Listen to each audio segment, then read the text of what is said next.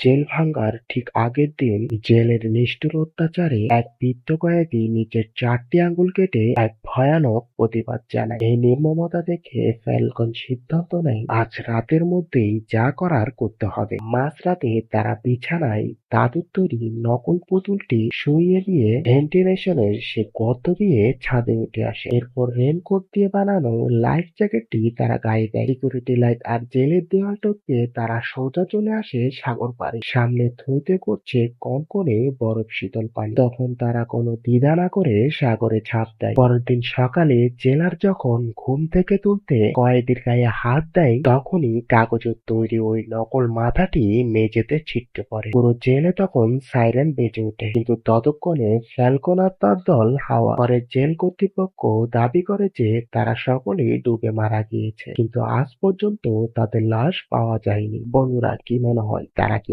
আসলেই বেঁচে আছে?